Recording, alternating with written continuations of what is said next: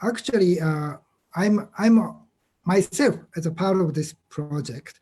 So digital transformation for student data portability through internet education. So this is a new project for Japanese universities. And as you may know, many OECD countries already started digital transformation for the student data, particularly transcript or certificate. All those credential documents are now online, available online. But in Japan, it's far behind.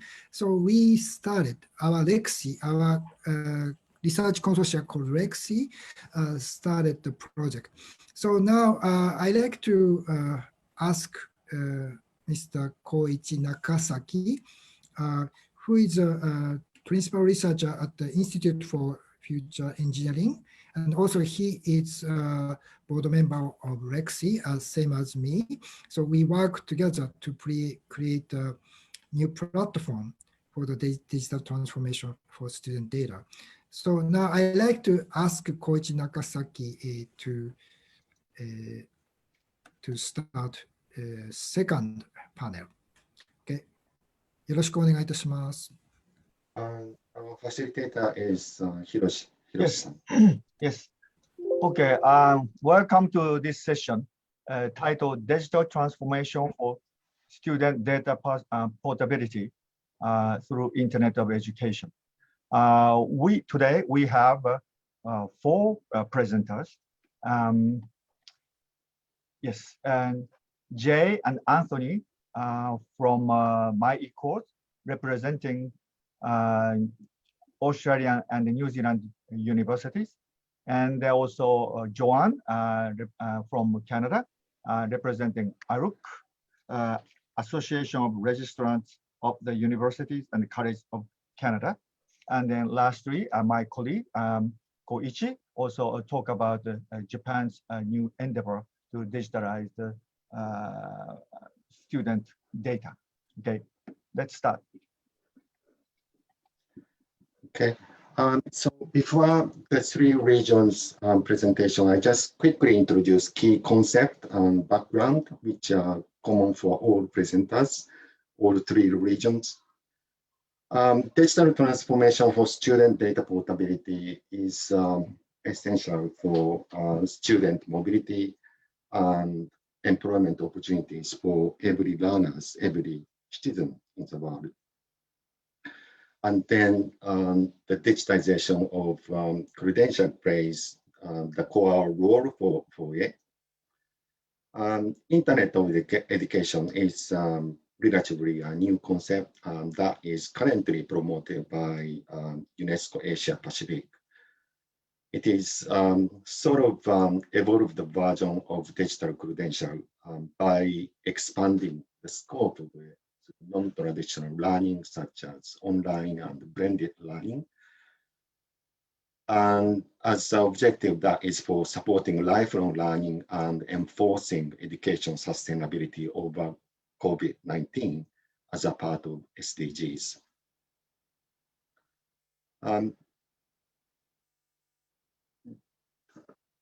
Then digital certificate of those non-traditional learning is again the core part of the Internet of Education, which traditionally refer to micro-credential, digital badges, and so on, but included, all are included under the umbrella of the broader concept of Internet of Education.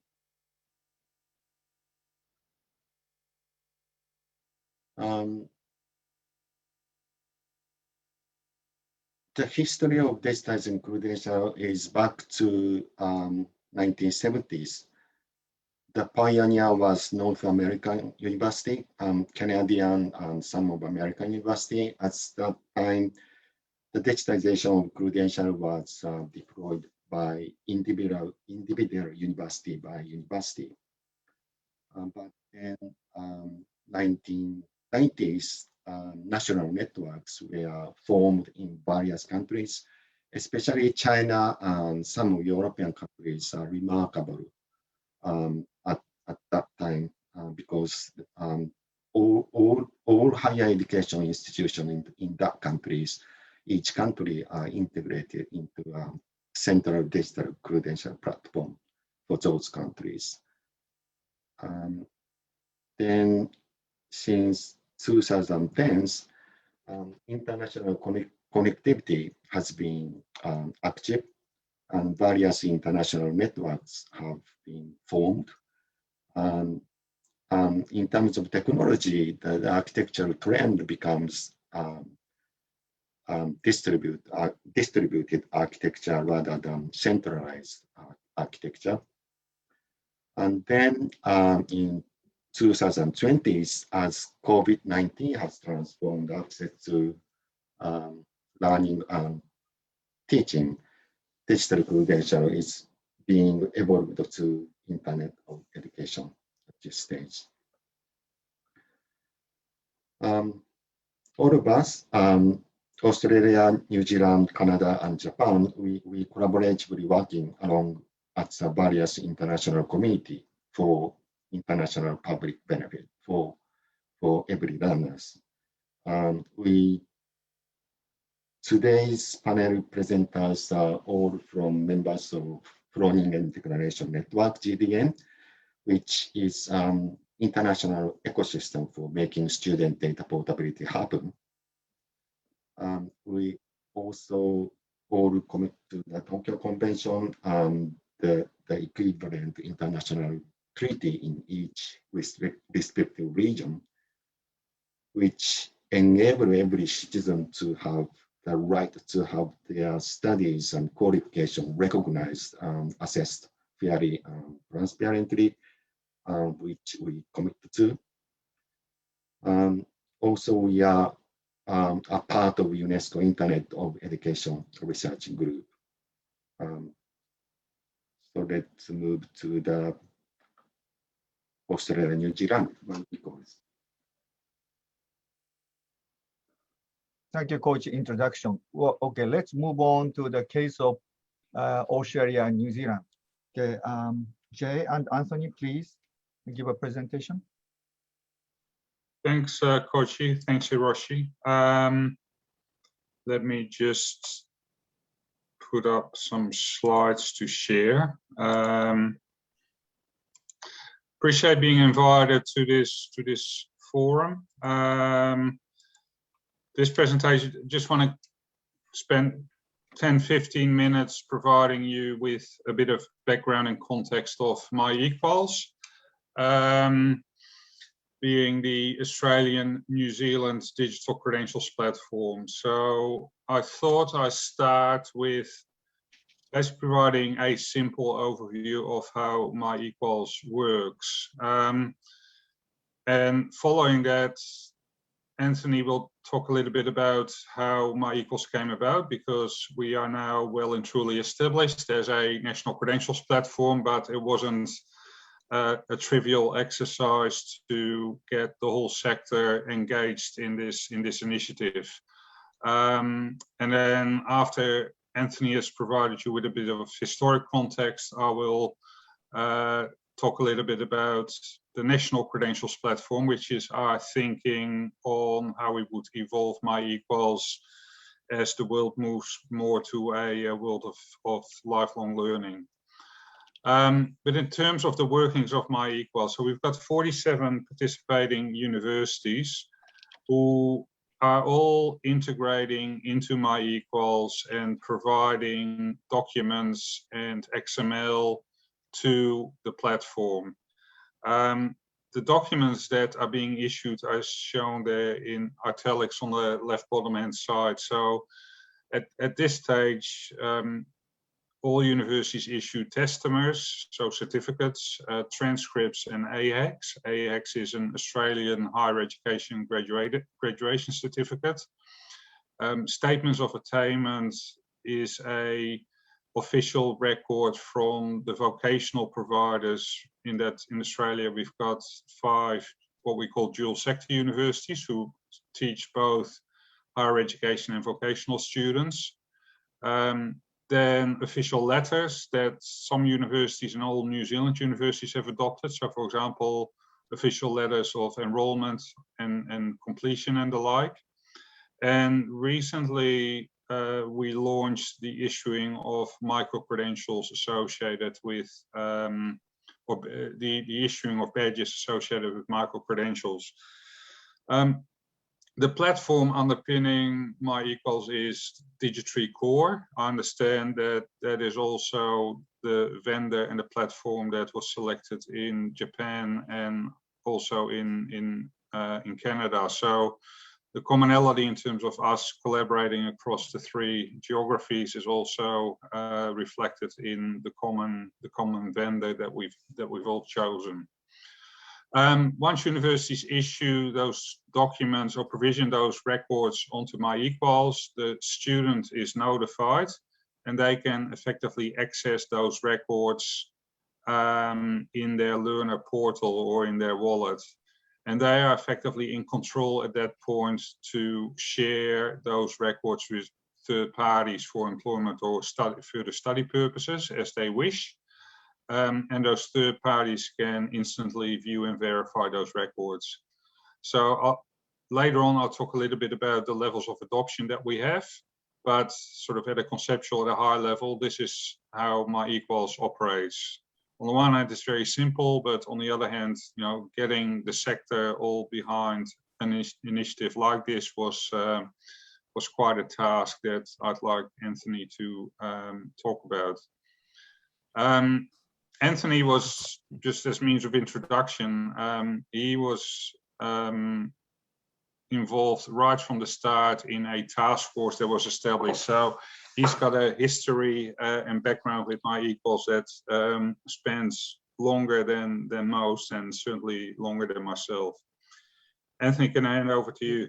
Great, thanks, Jay. And I think one of the key is simplicity is complex. It's very hard. I mean, but that's what that's what we need to drive towards. I guess, I think for me, one of the keys was, and we can see the timeline here, but early on, I mean, I think it was the key that it was a sector-wide initiative, sort of driven by that exposure to the Groningen Declaration, and apologies for my pronunciation, network, and the advantages that it gave to students from a student mobility perspective.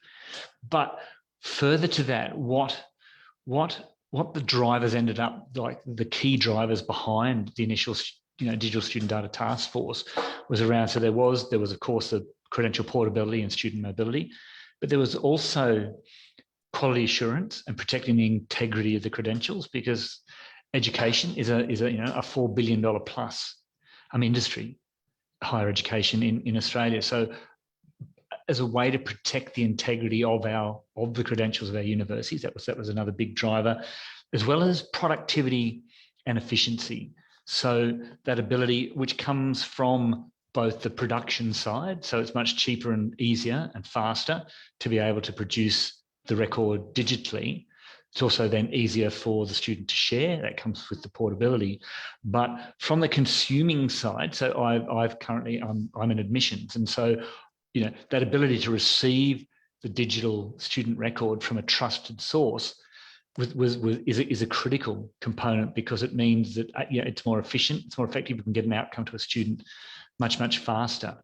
And I guess that's one of the other elements of that original concept for DSD, which became MyEquals, was also that ability that this would act as a hub, a national or an ANZ hub that could link with other hubs, in other jurisdictions around the world. So we've got the Canadian example now, which is a particularly good one.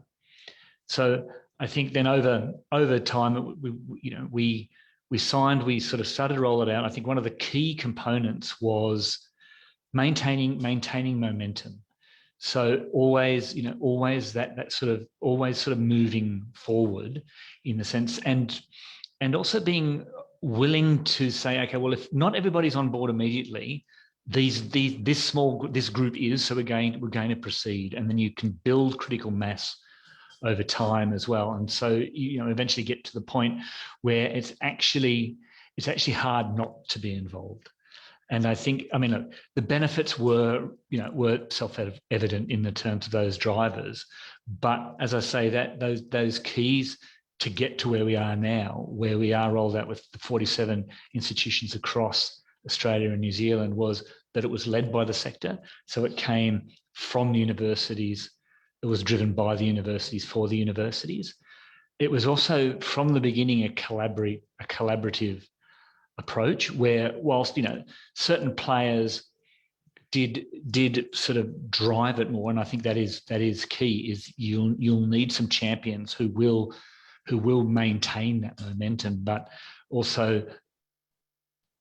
very important that it's around a clear and shared objectives. And so we had some very clear drivers to begin with, and then it's particularly when you start to move into selecting the vendor, and then having selected the vendor and implementation, having equitable costs. So when you're going to roll it out, make sure that, because not all universities are created equal, and so having a model where the cost and the benefits are shared in an equitable fashion, and then good governance is that critical component. So being clear that once you're moving forward, how decisions are reached, how development is prioritized, how the future direction is sent, and having that very, very clearly articulated to all members.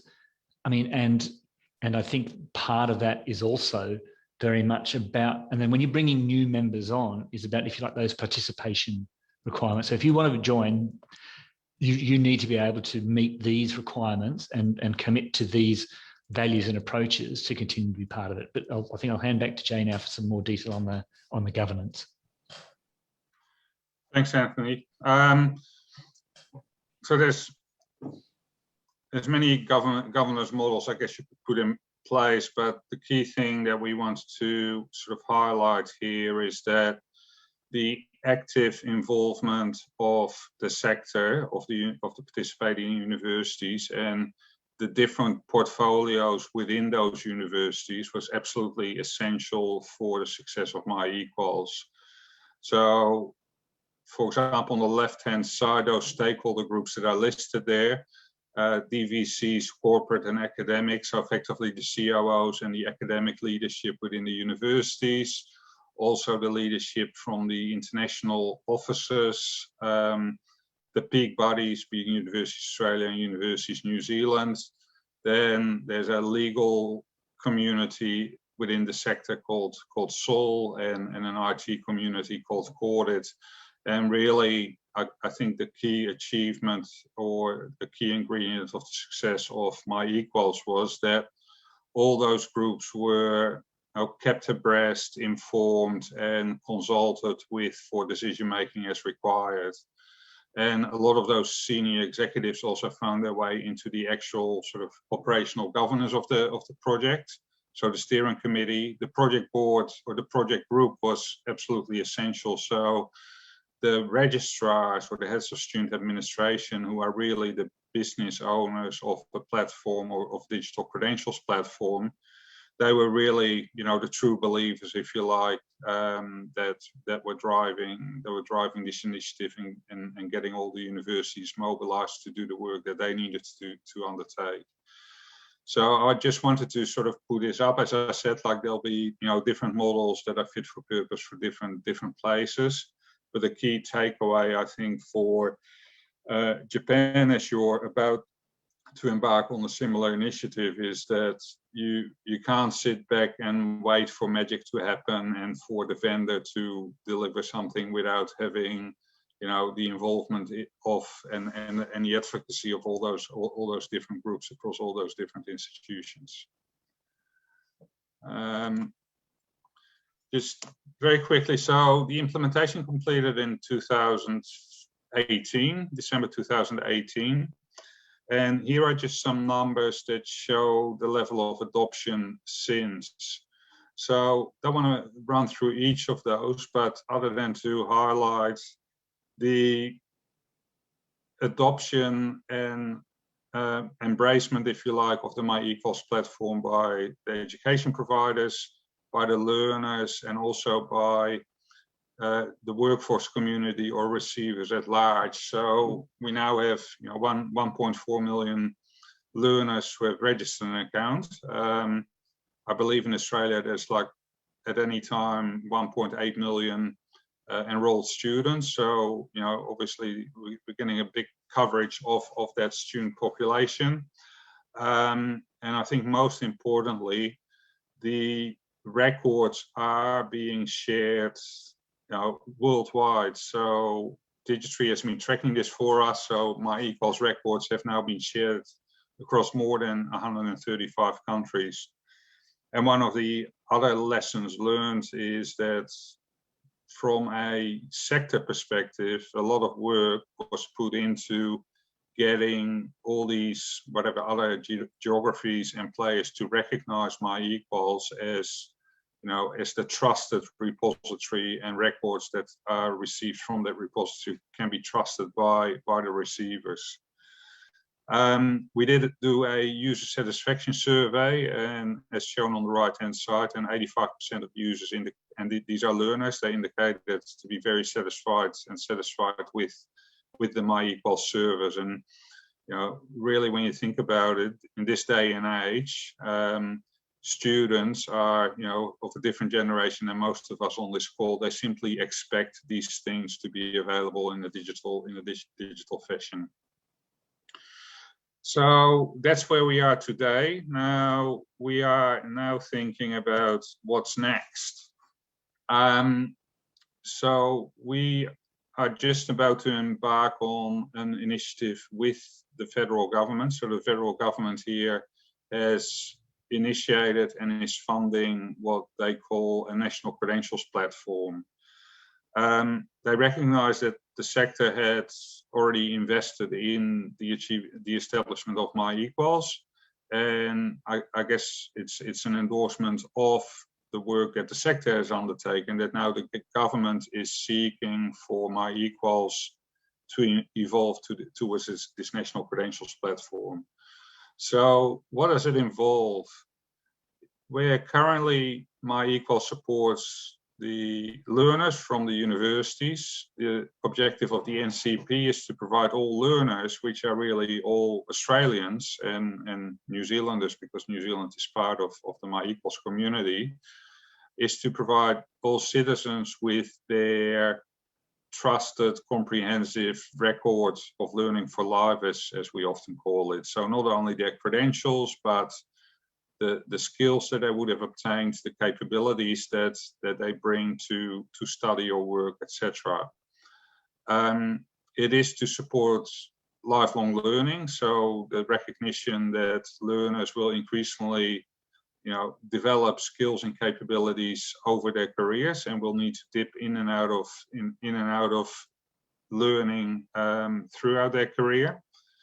To serve the needs of learners, employers, and education providers, as I said, that transition between study and work, and also to capture learnings that are not necessarily obtained within an education provider, but for example, experience that has been gained through work experience. So it's early days. There's just been some work undertaken to assess and determine the requirements and expectations from the sector at large, so not just the universities, but sort of education providers at all levels, the workforce community, professional bodies, etc., to determine what their expectations are for National Credentials Platform. So this is emerging. I think we're in a good place given the investment that the sector has made in MyEquals, and you know, this is the journey that we will embark on, or have embarked on, in the last few months. I'm going to stop there. I haven't kept my eyes on the clock. I'm just looking now. I think I kept pretty good track. So, Kouichi and Hiroshi, handing back to you. If you want to ask questions now, or if you want to leave that till after the next presenters, I'm in your hands. Thank you, Jay and Anthony. We will have a question and answer session after all presentation. So now move on to the Joanne.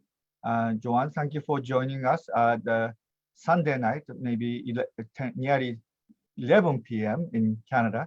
Thank you. Thank you. Now Yes, can you hear me? Yes. It's a pleasure being here. I'm just going to pull up my screen, but I noticed I'm hearing myself twice. Is it echoing for all of you? Our side is clear. I can hear very clearly your voice. Okay. No echo. I'll just share my screen. So I am Joanne Duklas, the executive lead for the ARUCC MyCreds National Network. I am the past president of the National Registrar. I'm going to have to take out my sound because it is echoing back. Can you hear me now? Yeah. Yes. Okay. I'm pleased to be here today, and I'm going to walk you through the MyCreds May Certif National Network. As Jay pointed out, we are on the same, we've chosen after an international search, the same service partner, Digitary, to help us with creating the MyCreds May Certif National Network here in Canada. We are doing things a little bit differently. But we are very pleased with working with them and excited to collaborate with our Japanese colleagues as well as our Australian and New Zealand colleagues. Today, I'm going to give you a bit of background, then I'll talk about MyCreds May Certif, and if time allows, I will show you a video so that you can see what the wallet actually looks like, assuming the technology is in my favor, and then I'll hand it back to our colleague Kouichi and Hiroshi. The Association of Registrars of the Universities and Colleges of Canada is in fact a federally incorporated not-for-profit. They own the national network, and it is collaborative and very much led by the institutions themselves. So we've done other things like this before, but not at this scale. So with this particular project, we're working in partnership with the Pan-Canadian Consortium on Admissions and Transfer, the Canadian University Council of Chief Information Officers, and the Canadian Post-Secondary Electronic Counselor User Group. And they have been with us every step of the way as we've been thinking about doing this, as we've been creating it, launching it, and now today, where we have over 30,000 users with credential wallets here in Canada.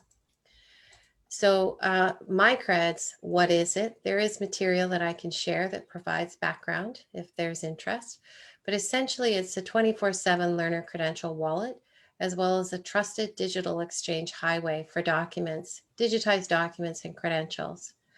It's very much, as I said, a shared service, but it's both regional, national, and international in terms of its connectivity. So our 30,000 learners as of today's date are connecting with 2 million learners around the world because of their credential wallets. We support the same kinds of things that you heard from Jay, transcripts, parchments, badges, micro-credentials, letters, degrees, diplomas, certificates. Essentially, whatever a school would like to launch is what we support. And in fact, some of our schools are coming up with very interesting use cases, such as course outlines to help students who wish to transfer between institutions. And so we are very flexible with our schools in terms of what they would like to load. We're not limiting them. And we're also not just doing this with schools. We have other partners, including government, that are joining the national network as part of our journey, because we have taken a philosophy of the lifelong learner in our work. And so we see industry partners as well as government partners as essential to all of that. One of the things that all of you have mentioned is the Groningen Declaration Network. I will have to say that back in 2014, that's actually how we first met Jay. The current president of the GDN is Kathleen Massey, and she is a vice president students at the University of Lethbridge in Canada. At the time when she was first reaching out to the GDN, she was from McGill University. Kathleen brought back the GDN to Canada, and we all engaged, because the notion of supporting data portability to advance social and learner mobility was really important to us. And so what you're seeing here is a new initiative I've been helping the GDN with, which I think will benefit all of us, including those of you here. We're creating a new trust hub where we'll be putting a map of the world up, and organizations and the good work going on around the world, including MyEquals, Macertif, MyCreds in Canada, the good work in Japan. It'll all be available through this one-stop map. So it is a trusted organization. It's very important to all of us, and we're very excited to be able to launch this. So you'll see it coming very soon. MyCreds, Macertif, the kinds of reasons why we were doing this had to do with document fraud. There was a lot. It was growing. It was a problem. We needed a trusted network. We also wanted to mitigate any kind of credential confusion, because schools, it's hard for consumers when they get documents. They have to check the recognition of an institution, the type of credential, and so on. We also had a lot of service challenges, and COVID really made that come home. We had to move very, very fast to support our learners and our schools who were stuck because they couldn't even go on campus. So from a disaster recovery point of view, our infrastructure with MyCreds, Macertif has proven to be essential. There are other things that we needed to do in order to move in this direction, and this overview provides you a little bit of a flavor. In the interest of time, I am going to keep moving forward. This gives you a quick overview of some of the gaps and some of the strengths that we have around Canada. We actually have been exchanging data and credentials since the 70s. We have 5 provinces with hubs, one of which has existed since the 70s. But we didn't have it in every province and territory. There are 13 in Canada, and we did not have it at the national level. And we did not have, and do not, until MyCreds, we didn't have a bilingual one. So we've actually worked with our service partner to create a fully bilingual environment, French and English, and to make sure that we're supporting our learners properly in both languages. And so that's net new, and it is unique, but it was very critical for us. So this diagram is available online, and it gives you a flavor of some of the gaps across the country that we were seeking to close. And we needed to really help our learners because we have a lot of mobility even within Canada. When we took this perspective, we also wanted to make sure that we were thinking about the learner. We have a very international student body. We also have students who go overseas. And so we followed and created in our mind's eye that typical learner experience. People who go from a college to a university, back to a college, people who go to other parts of the world to study and then come back here, people from other parts of the world who come to study here, and so on. And so we tried to always put the learner at the center. And so in any of the work that you were doing, I think you might want to actually create a persona of typical learners that you're trying to help, because it'll help to focus the mind in terms of use cases. This gives you sort of a visual overview of the kind of work that we're doing. We're also working with our federal government as well as the European Commission to create interoperable wallets at the international scale. And we're also doing it locally with our own schools. So we're not standing still. We're also doing some future forward work. And we're partnering, as I said earlier, with many different organizations. And this just gives you a visual sort of frame of reference to help you understand how this works. We had operating principles in our work. Because we have 13 provinces and territories, we do not have a national federal education department. We have 13, we actually have 22 government education departments in Canada. And so we've had to work really hard to build consensus and support for the work that we're doing. And so we took a principles-based approach.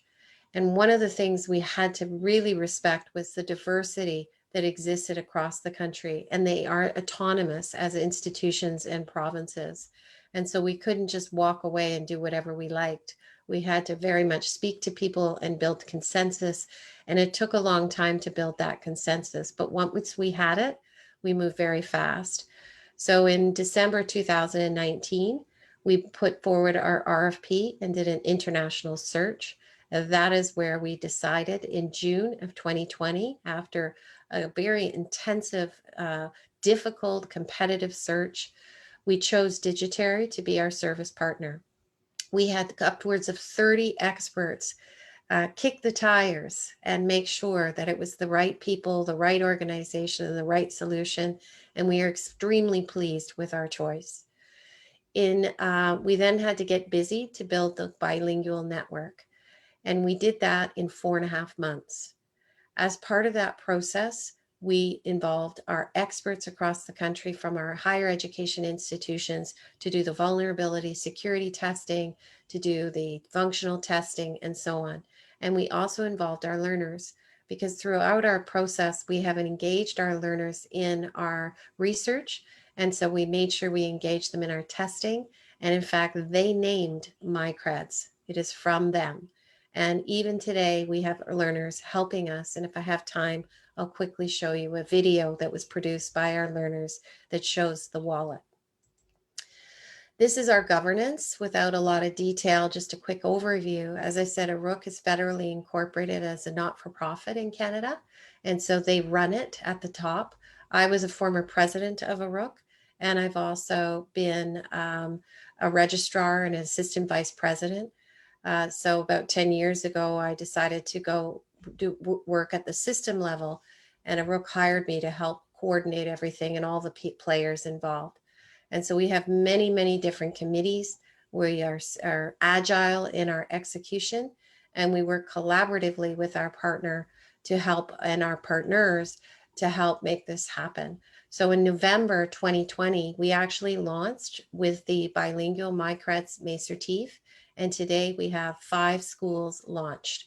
And I'll explain a bit more about that in a second. One of the things that we've been very intent on is to make sure that the post-secondary institutions, which we call PSIs, run this. They're in charge, they're the decision makers, they're the legal accountable authority, they're the issuing entities through our network. When you get a document from MyCreds or Masertif, it's direct from these people and it's official. You don't have to check it further. ARUCC's role is to steward this entire project. And then for the MyCreds role is actually to create the network and execute it. Digitary's role is to support us with that. And they also do onboarding support and incident response. Remember, I talked earlier about how we had hubs since 1970. We have to integrate with these hubs. They are already doing work, good work in their own provinces. So we're not trying to replace them, we're working with them. And then we have, of course, the student. The student is the decision maker for their documents. They have 100% control. They can send their documents 24/7 when they want, where they want, to who they want, how they want, even what they send. And so it's very critical that the student remains at the center. This is an overview of our status update. We have 60 different schools in the pipeline coming fast. Anticipate we'll have about 15 or 20 fully launched by June. As I said, we have 5 already, and we have all manner of communications material, governance committees, outreach, etc. that we're doing. We have schools like McGill University, York University, the University of Alberta, our largest colleges, and so on. We have been fully endorsed by the sector, but it's going to take a while to get our schools on board. But you are even going to start to see things from MyCreds and Masertif, and we welcome that as we continue to build its reputation. There are all kinds of things that we're enabling with this environment, and I'm not going to get into this particular chart. It will be available to you. But I think the thing to remember from our perspective is we wanted the learner to have 100% control, and we wanted our schools to have what control they needed. And we've managed to do this across multiple data formats, as well as we are looking at the whole SSI world, blockchain, in addition to XML and so on. I think at this point, Kouichi, I might be able to show the video. But what I'm going to do is I'm going to switch off this audio and go with my other audio and turn off my phone. Is there enough time for me to show the video? Sure. Okay, bear with me.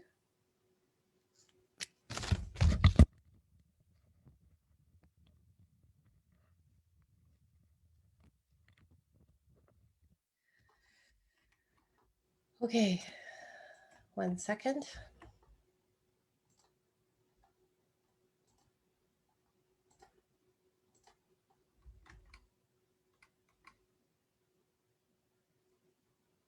I'm having a little bit of problem with, oh, here it is.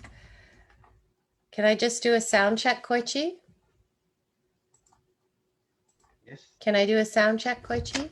Sure. Go ahead, go ahead. Okay, can you hear this? Did you hear the voice? Not really.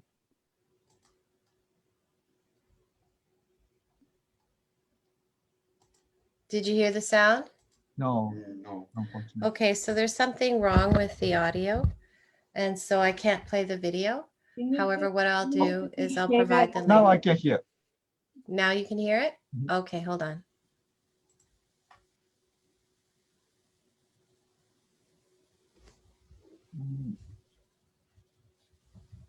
Not really. I just heard some sound a little bit, but now You can't hear it? Sharing audio button on the bottom, so reshare your video once again. I beg your pardon? Can you say that again, please? Yes. We can hear. Shetland. something you have to change the audio. That I kind of heard the message from the technical assistant. Yeah, let me try it now, okay? Looking for a job? Applying for post. You can hear that? Looking for a job? Applying for post-grad? Frustrated waiting weeks to receive academic documents by mail? Introducing MyCreds, an online credential wallet enabling you to view and share your official transcripts, micro-credentials, and diplomas anytime, anywhere, 24/7. Designed by Canadian colleges and universities, MyCreds is the official platform for document verification recognized globally. Documents issued through MyCreds can't be altered, making them authentic and official. By using MyCreds, you can share your official documents securely with anyone, anytime, anywhere, by email, or by choosing from a list of pre-registered organizations.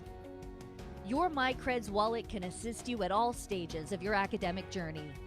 With time savings, control, and 24/7 access, your portfolio enables mobility and enhances employability. Take charge of your academic credentials with MyCreds.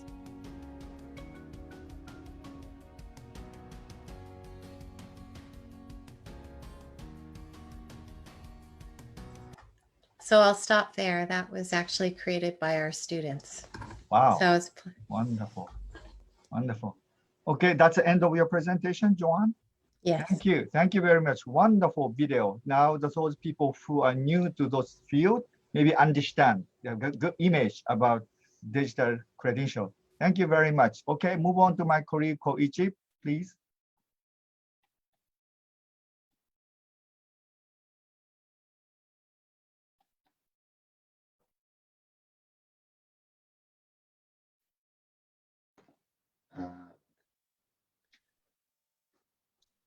So my part is Japan initiative. Japan has been behind actually so long. The digitizing academic credential was started as early as 1970s from North America. Since then, digitization has been expanded to the world. Currently, at least 40 countries, a certain level of digitization of credential are deployed. Especially China and South Korea, both countries have strong outbound student demand, right? Advanced in nationwide integrated digitization of credential. But then Japan, for that 50 years history of digitization,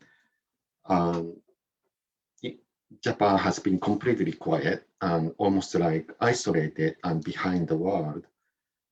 As far as our research conducted around 1 year ago, tells that there was no single university who deployed digital credential in Japan.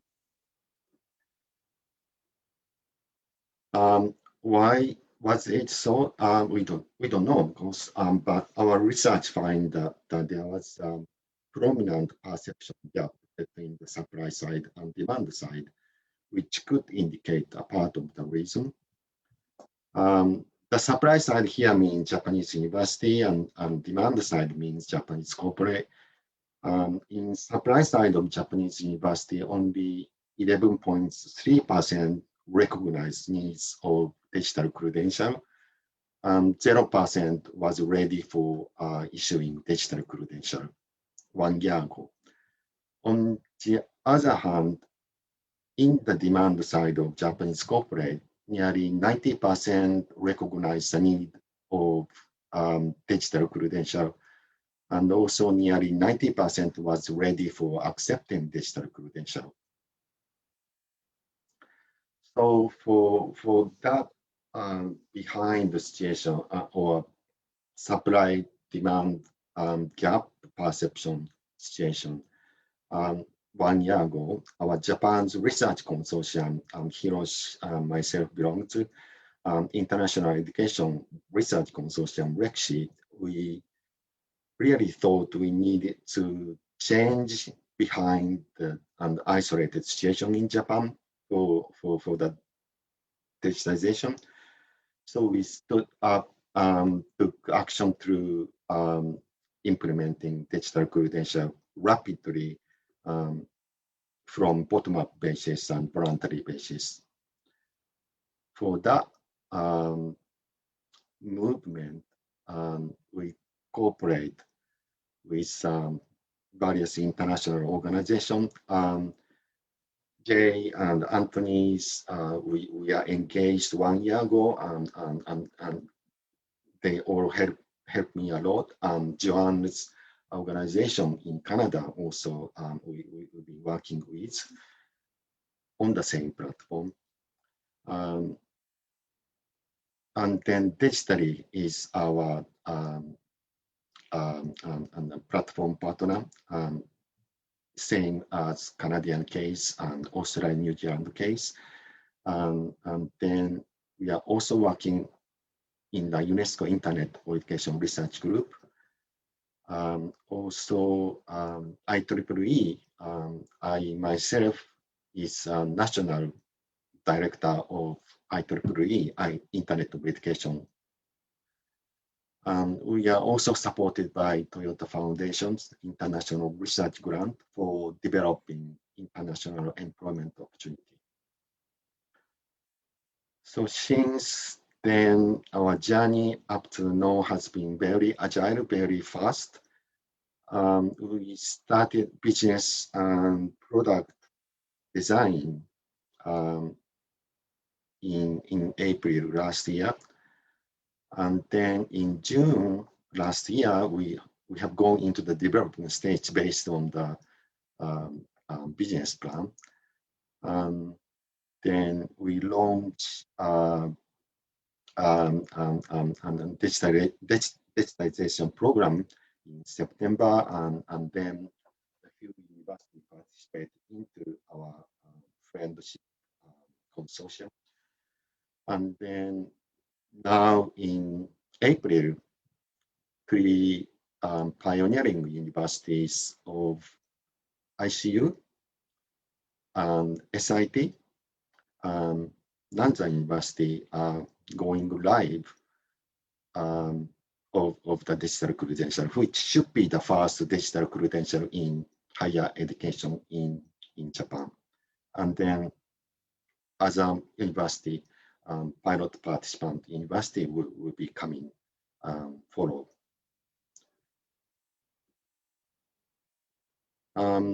Because Japan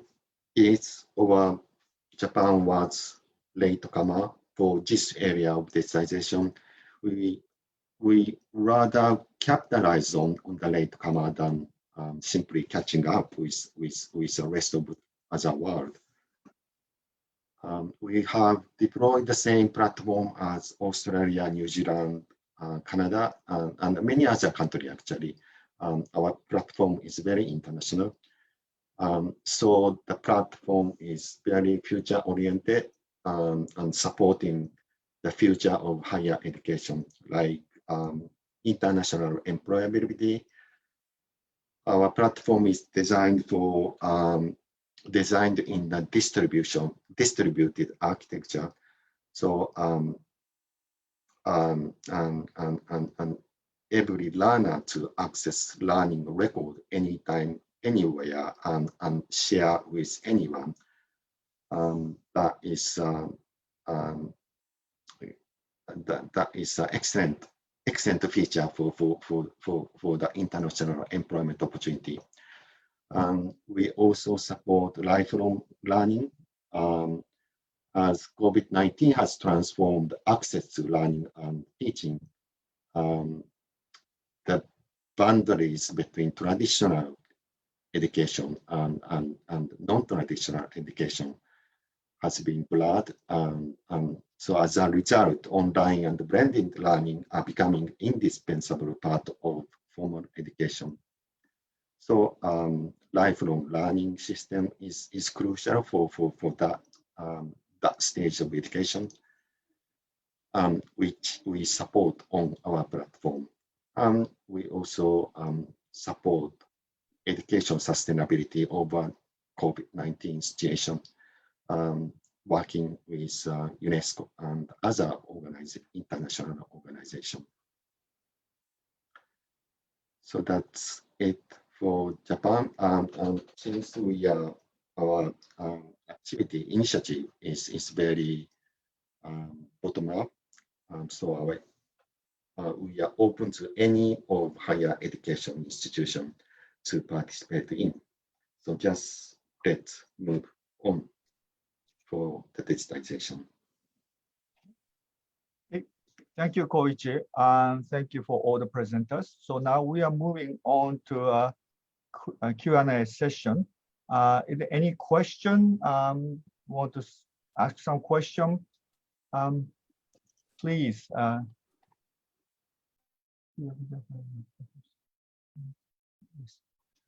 Yes, any question from the participants?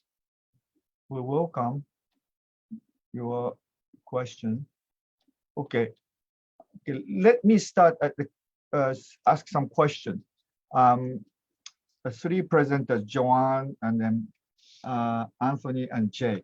Those Australia, New Zealand, and the Canadian case, both cases is more bottom-up and also sector-wide kind of approach.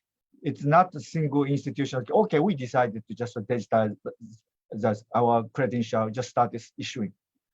Sometimes maybe people say that, that is more time-consuming and it's difficult to start. But why those nationwide and sector-wide approach is better for those digitizing the credential? Any of the three of you? Well, I mean, I'm happy to start on that one. See, one of the drivers was it's about sharing credentials, and so you need people to share it with. So I mean, at a very, very practical level, is just to begin with. So at least within your sector, it means you can actually give students more mobility. You'll start to deliver some of those efficiencies, but unless you've got others to share it with, and that two-way interoperability, when you can't realize some of those benefits. Thank you. I could add to that. Recall that I said we had some provinces that already had hubs in them. They had tried for years to try and do some cross-border work, etc., and it was taking forever, which isn't anything about their expertise. They were wonderful, but it was difficult to convince people of the merits. And so we felt very strongly that if we're going to do this, it needs to be with everybody's buy-in. And so we spent a lot of time doing that. And we also, I've done a lot of research in the mobility area, and one of our gaps is data, and it's a real problem. And so by taking a national approach, we're starting to create possibility where we actually can get informed data about the real experience of both inbound students from other countries, as well as within our own country, which can actually help inform policy and inform business change. And the last piece is we've had an incredible increase in document fraud. And so we really needed to work together to figure it out. And you know, we have a strong tradition in Canada of shared service. And so there's a lot of comfort level with that, but it doesn't mean everybody agrees. So we had to take a principled approach in order to get to really ensure that agreement. So who you put in the room, how you do it, and what you're reaching for are sort of the three pieces that were critical. Thank you very much. We have a question from Cardoso, and then question was posted on the chat for Joanne. Could you please say a bit more of the experience of working with the autonomous provinces in Canada as opposed to a national federal ministry? Well, one of the things is a lot of the legislation is different. There's different privacy regulations in every one of these 13 provinces and territories. Some lean on the federal ones, some have developed their own. So we have different regulatory scaffolding. Plus, politically, they're very different. We have some that have a more conservative government, some that have an NDP, a more different government. And so that can present interesting challenges. And then we also have different ways of managing quality. So one province has a different quality assurance framework than another. Why does that matter? It matters hugely because in higher education, anything we do goes back to that piece about recognition and quality. And so they think they're different, unique, special than the next. And so really thinking through and helping them see, look, we did a lot of research. There's a lot of gaps. We brought the learner to the table. We were talking with learners. We said, here are the horror stories. We need to help them. Driving, 13 hours to get documents, losing offers of admission because they're coming from overseas and they can't, prove the bona fide of a document and the recognition of an institution. It was a compelling story for our communities. And so we really worked hard to create those shared understandings and beliefs. I will say that even today, that working across with all these different autonomous provinces, it never stops. The advocacy continues. The collaborative energy is still needed. We still have to do a lot of convincing. People change over jobs, so then you have to start all over again. They're not part of the same, like in Jay's case, I don't know if this is the case, but you say they're part of HES. We don't have, we do have bodies at the national level, but we have at least two, plus a third one. So there isn't one sort of entity that can be the champion for us. So we have to find champions, and sometimes each province has its own set of champions. So it makes it very interesting. And I see Anthony smiling, so you probably have similar things. Yeah, look, and one of the things, and we in Australia and New Zealand, like we, in effect, part of the end result of the project was to say, okay, HES, can you sort of coordinate this for us? I mean, one of the things that I was really thinking before is that what we did find, whilst everybody wants to protect their difference, there's generally more in common than there is that's different. And so that's a useful thing to focus on. So, well, okay, yes, we will have our own specific needs, whether it be discipline-based or institutional-based or province-based, or in our case, like state-based or sector-based, but generally there will be more that's common than there is that's different. So that's a useful way to try to focus. Thank you very much. Thank you for the input. Okay, now is the time to close this session. Thank you very much. Thank you for those people who are participating in this session. And then finally, also, I want to say thank you very much for presenters. Thank you very much again for the presenters. I want to applaud to the presenter. Thank you very much. Okay, I will give it back to the conference organizer. Thank you. So I forgot my microphone there. Thank you. Thank you very much for that. That was really fascinating. And I did have a question that I was keeping back, and if maybe you might address it, and that is this is to the whole panel, and this is one really that looks at whether or not this credentialing is something that could exacerbate inequalities. And I wondered if you could speak to that and address that. This is thrown out to the panel, and I mean internationally in particular.